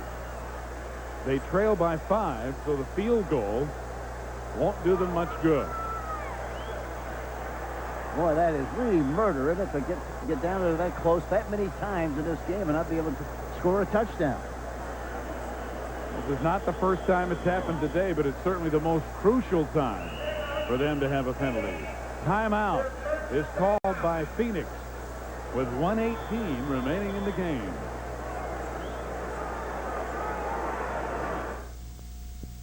Denver has lost to the New York Giants 14-7 this afternoon. The Raiders at 7-6 must win their 3 remaining games, and now they trail 14-9 with 1:18 left to play here, and they're faced with 4th and 5.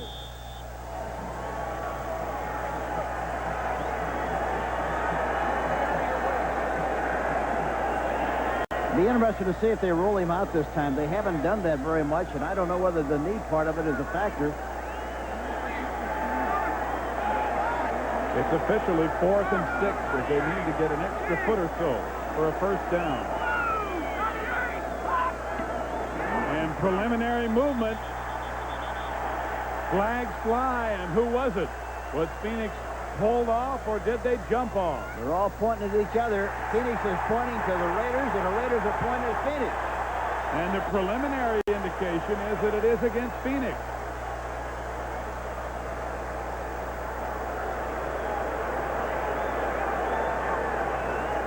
We're going to have another officials conference on this one. The ball game could hang in the balance on this call.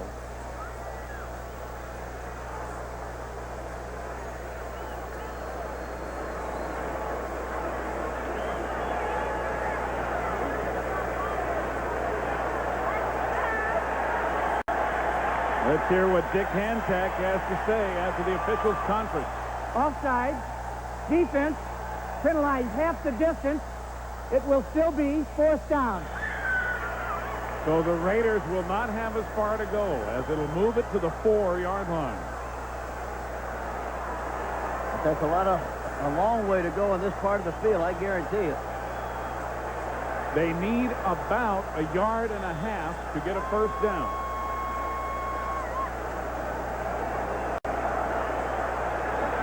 Hank Kuhlman looking on, and Art Shell getting ready to maybe send Marcus Allen into the game. And now the Raiders use a timeout.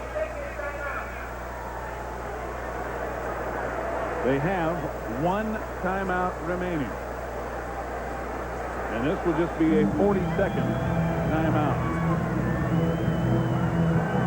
Well, tonight here on CBS, 60 Minutes will kick off the Sunday night lineup as usual. That'll be followed by Angela Lansbury in Murder, She Wrote. And then Kevin Dobson stars in the CBS Sunday movie, Money, Power, Murder. That's all tonight, right here on CBS. Now the officials have come over to make explanations to both coaches. Art Shell hearing it from referee Dick Hancock. And there you see the timeouts remaining. Should the Raiders score here, Hank, Phoenix would have 1 minute and 2 timeouts. Yeah, the big question is going to be, should they score? If they score, will they score? They haven't had much success here this afternoon at all. Well, they've certainly had enough opportunities to figure out what it is they want to do with all the timeouts and penalties. It's not going to be, for lack of it being poorly planned or spur of the moment if they don't make it. And sometimes, however, as you know, sometimes you think long, you think wrong. That's right. In every sport. There's Al Davis biting his nails up there in the press box. Willie Gault is out of there. They've gone with the big guys again, the big tight formation, Dial on the wing, and a tackle eligible in Steve Wright at tight end. Marcus Allen over the top for the 1st down.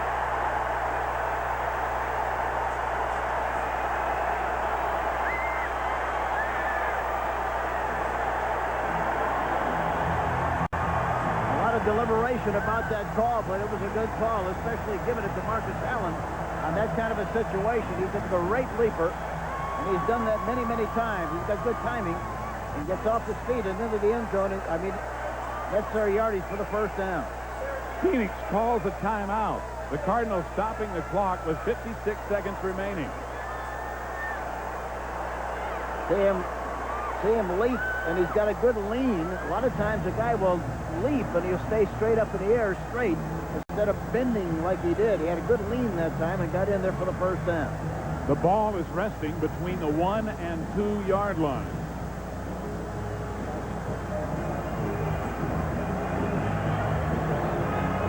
And the Raiders, who have had to settle for 3 field goals in 5 attempts, have been unable to punch it in, must do it here in the last 56 seconds or forget about the playoffs this season.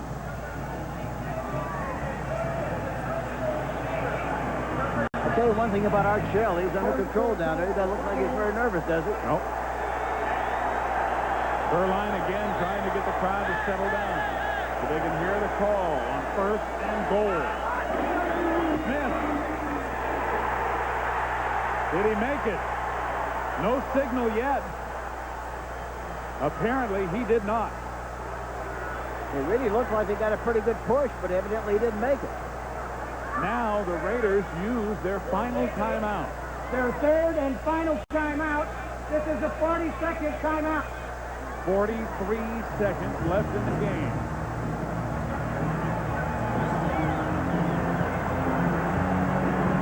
There he is. He goes into that pile. Somebody got penetration. A Cardinal got penetration. They slowed his leap down a little bit and kept him from getting in there for the touchdown and breaking the plane. Looked like his head crossed the goal line, but the ball didn't, and that's the key. That's the only thing that really matters. The ball has to cross the plane. Art Shell immediately asking for the timeout at the end of that play. So the Raiders have no timeouts remaining. They have 43 seconds left in the game.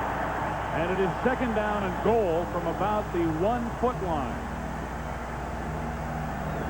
This is the 13th play of this lengthy Raiders drive in an attempt to win the game.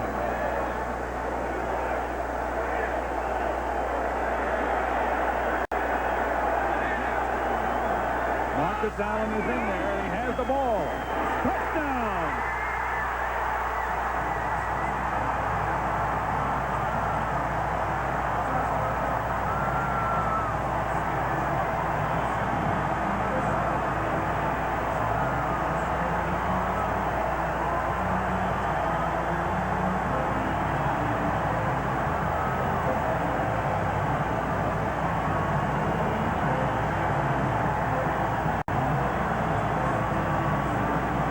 We see the surge by the offensive line, and watch Marcus Allen. The nice thing about it is, as he's running, he's looking and seeing where the gap is. He doesn't just leap blindly into the area. He veered off to his left a little bit while he's in the air and got in there for the touchdown. The extra point is good. A 2-point ball game with 40 seconds to go as Los Angeles has forged back in front. Marcus Allen doing what he does so well. Probably got perfect marks on the dive even from the East German judge. And right away, Hank, you could see Hank Kuhlman get organized, get his team ready for the final opportunity that they're going to have.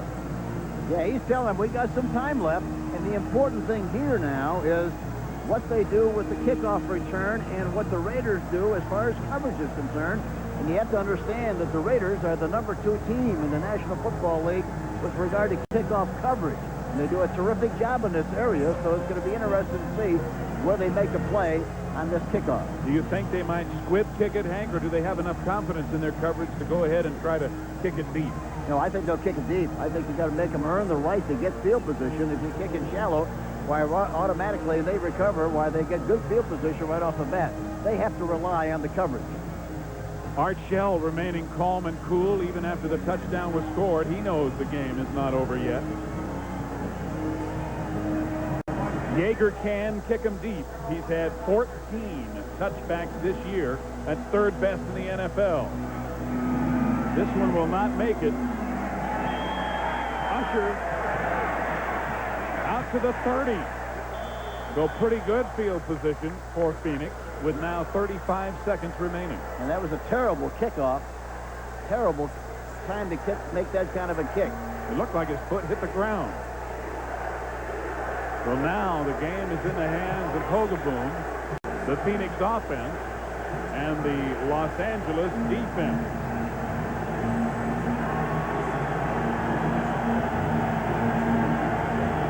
Phoenix has one timeout remaining.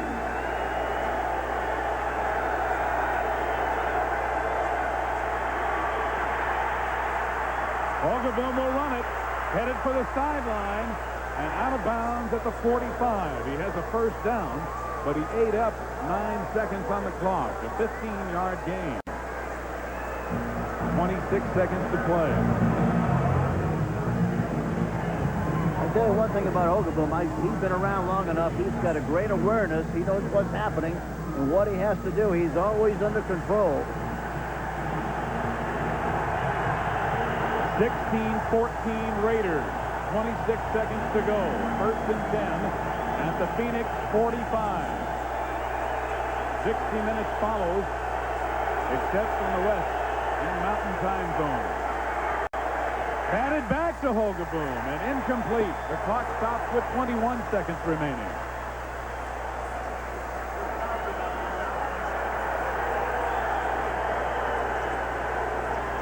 If you are thinking field goal, should Phoenix get themselves into position, Del Greco's longest is a 50-yarder. Well, really what they have to do here, Steve, they got to get the ball, try to get a ball about 18 or 20 yards down the field, and if they get to that spot, then call timeout. Right.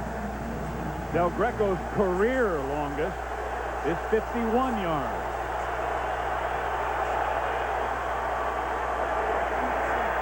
Over the middle, complete.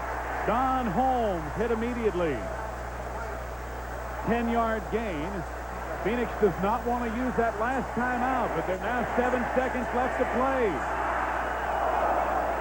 Hogaboom will throw it out of bounds. 1 second. Did the time run out? Did time run out before the ball got out of bounds? Hogaboom is angry.